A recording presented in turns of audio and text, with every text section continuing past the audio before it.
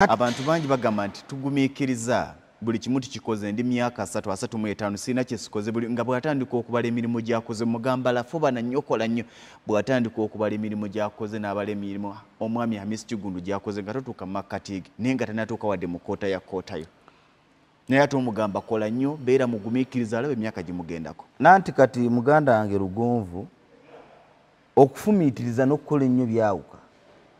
It is an effort based on reason that will give you results at the end of the day. Nakuwa example mulundi gwe nasemba okola interview naawe. Negamba there is a very big difference between knowledge and wisdom. Whereas knowledge is basically information.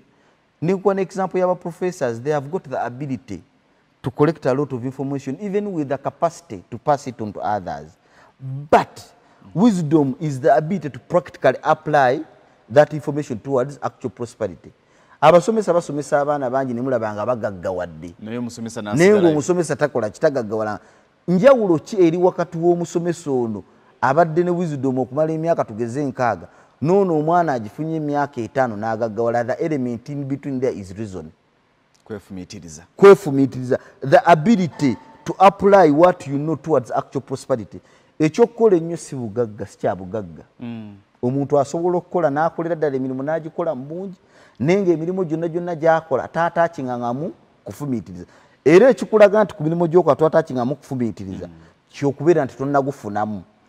Ky'omuntu okugamba nti nze ndi mugezi nnyo lwa bwavu. Amagezi agatasobola kujja mu bwavu tosobola gayita ki? Magezi si kyakuvuma si kyakuvoola nekyagezaako kunnyonnyola elementi y'okufumiitiriza. Okufumiitiriza tekwerimba. The end justifies the means. Kati ebiseera ebisinga bannayuganda tulekeraawo okwerimba. Nze wemba nkikoze naawe osobola okukola ki? Okikola. Singa tulina bahamu 2 mu Uganda olowooza singa tetugendeera mu maaso. Abantu bangi bakyogera ne baka nti obuwumbi trillioni 3 n'obuwumbi obuli mu 6 Hamisi Kigundu ku myaka 37 bwazitowa. Atugamba Mark Zuckerberg oli muzungu nabadde ntunuulira akata oyina akako aka reason as the word masterpiece wakiwandiikako wano bakiyita African Reason kiri ku chapter number 10 page ya 79 njagala keberako. Akatabo kano nafuna omukisa n'enkasoma nga kakafuluma n'enkasomera ennaku zaali 4 naye tekandeka kyekimu. Kana akatabo aka Success and Failure Based on Reason and Reality kalina abantu bekanjawulako bangi naye ne kakyusa obulamu bwange from worse to better. Nali mu kwerima nga ndowooza ndi bulungi bwe nakasoma n'enzuula nti ngenda kubeera failure for years. Bwe nsoma akatabo kano nakasomera ennaku zaali 5 naye chapter eye 10 African Reason oyina wawandika ngamba nti reason is one's ability to critically analyze, make a deep assessment and mind adjustment. Reason nawandika omanya akatabo ko nakawandika munaku 7 ate nakawandika mu pen ate nakawandika as a personal opinion. Kyovola buli page mbeeramu buli after chapter nawandika this is a personal opinion which may be a fact or not depending on the reasoning capacity of the reader. Now, the sinafuna muntu challenge ya kugenda wandika. I define reason as the ability to make a deep critical analysis into the prevailing circumstances around you towards any aspect or challenge of life.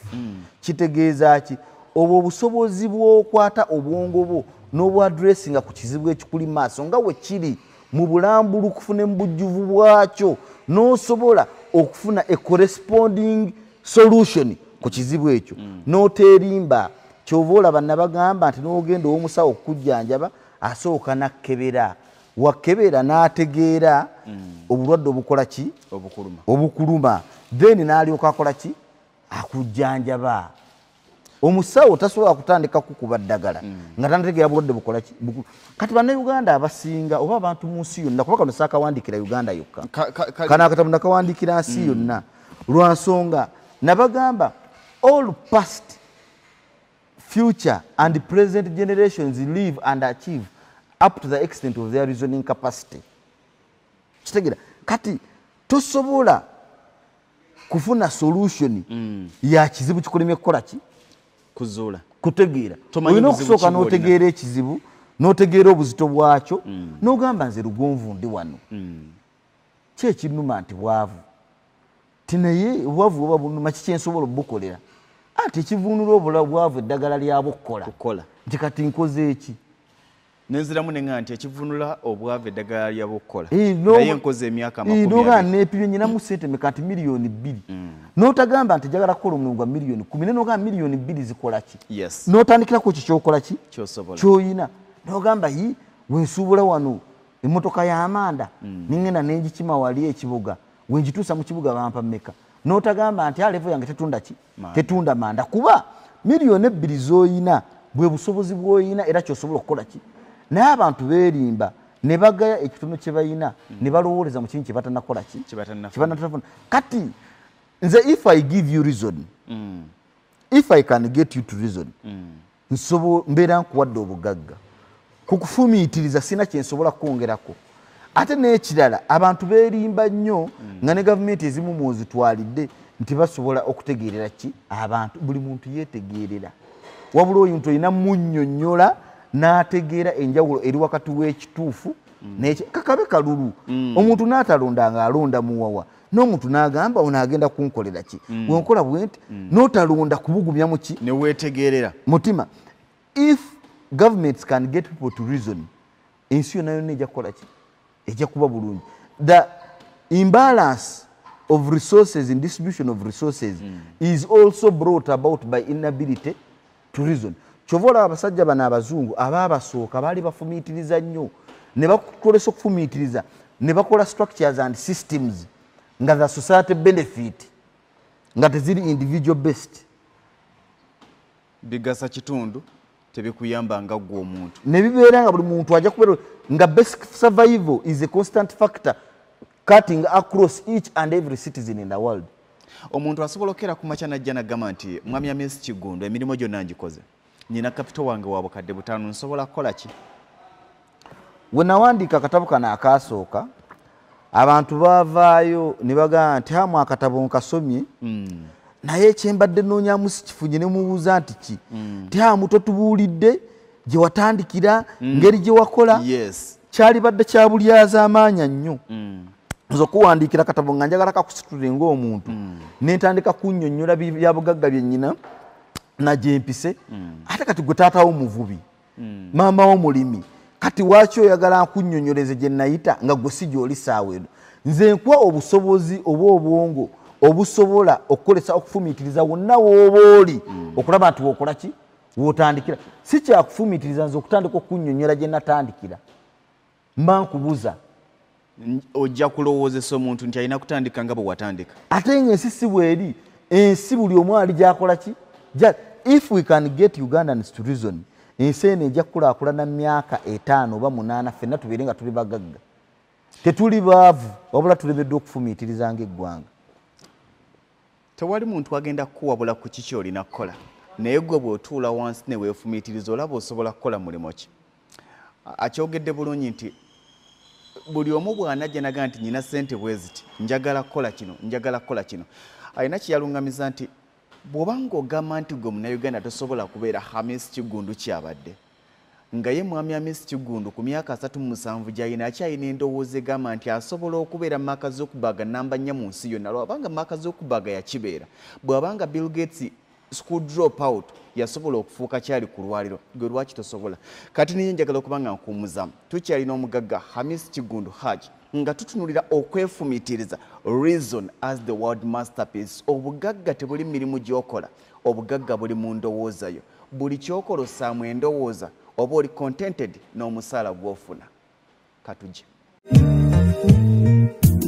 omukolo gufa nteekateeka kyokka kya nnaku nti teguddibwamu naye okwewala bino byonna weekwate Vibe Ceremonial Events bakunyumisiza omukolo gwo anti omukolo gwo bakugufuula gwa byafaayo balina aboogezi b'oku mikolo ng'okukyala okwanjula embaga ne corporate functions zonna batimba ku mikolo bakola cakes videography bapangisa tents n'entebe bakafule mu kuteekateeka embaga kiyite wedding planning gwe tuula butuuzi olatte ebirala obibalekere. Vibe Ceremonial Events basange ku ofiisi yaabwe gali kwoleka ku kizimbe gaggadde ekya Ham Towers opposite Makerere University Main Gate, oba kubira omwana wa taata Ssentongo Lugonvu ku 0753 985 639 oba 0783 403 492. Vibe Ceremonial Events. Gwe twabadde tutandika programu eno alina ekigambo kye yaŋŋambye. Tosobola kumanya nti otuuse mu maka ga Hamis Kigundu. Tosobola kumanya nti ekkubo ly'okutereera ligenda okukutuusaayo. Tosobola kumanya nti oli ku kkubo ttuufu okutuusa ng'omaze okutuuka ku maka ga Hamis Kigundu bw'obanga gy'olaga. Enteekateeka zo zitunulira genda ku nkulaakulana, zitunulira kuzimba nnyumba, kugula mmotoka, kutandika kampuni yo, kuva ku 0 kudda ku 100. Tosobola kumanya nti ekkubo ly'okuteerya ettuufu okutuuka ng'otuuseeyo. Ebigambo ebimu bw'obiwuliriza owulira nga bina bwe bisobola okukukyusa.